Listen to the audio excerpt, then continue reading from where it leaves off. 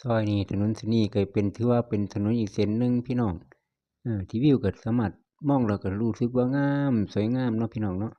ฝั่งขวามือเพิ่นก็ปลูกบ้านเพิ่นก็มีแต่หลังงามๆเนาะพี่น้องฝั่งซ้ายมือก็เป็นป่าอ้อยน่ะถนนเส้นนี้สามารถแล่นทะลุไปพูนพี่น้องคนละฝากตำบลพุ่นน่ะทอยเขตตำบลอื่นได้คือกันอ่าแล่นลัดเลาะนำไร่นำนาไปถนนหนทางก็ถือว่าสวยงามคือกันพี่น้องมารีวิวข้างทางถนนสายเส้นนี้พี่น้องเบิ่งสามารถสอดทะลุไปพุ่นน่ะพี่น้องไปตำบลสมเยี่ยมได้สบายเลยพี่น้องชื่อเพิ่นคือว่าบ้านสมเยี่ยมพุ่นน่ะพี่น้องออกไปทางหน้าประมาณจัก10กิโลพุ่นน่ะค่อยไปฮอดไปถึงแต่ว่าผู้คนก็ใช้สัญจรไปให้ไปนาเป็นหลักเป็นทางลัดไปอีกตำบลสมเยี่ยมตำบลหนึ่งพี่น้องฝั่งขวามือเพิ่นก็เป็นบ้านก็ถือว่าเป็นบ้านก็ว่าได้แต่ว่าเพิ่นเฮ็ดร้านอาหารพร้อมสำหรับผู้ที่มักมากินอาหารอยู่หม้องสถานที่เงียบๆสบายปลูกต้นสนอย่างสวยงามลมพัดเย็นดีเด้อพี่น้องฝนตกมานี่ก็รู้สึกว่าบรรยากาศก็ดีเวลาฝนตกเช้าเสร็จแล้วใหม่ๆขนาดมองไปทางหน้าก็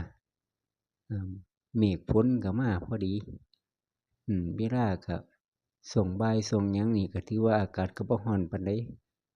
พาพี่น้องขับรถขี่รถเบิ่งวิวทิวทัศน์ไปนำทางเพราะว่าบ่าวเฒ่าก็ใช้เส้นนี้ประจำเพราะว่าไปให้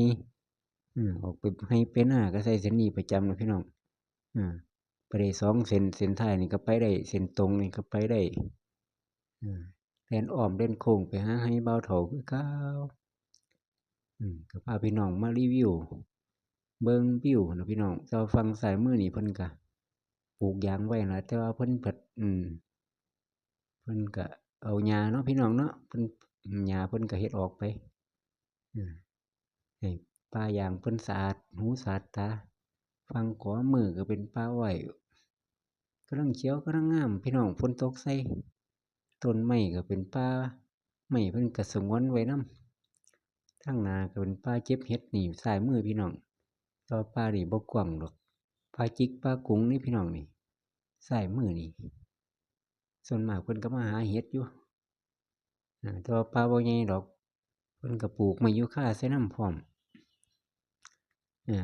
ฝั่งซ้ายมือแล่นไปเรื่อยพี่น้องแท้คอนกรีตอย่างดีไปง่ายมาง่ายสะดวกสบายนะทางไปให้ไปนา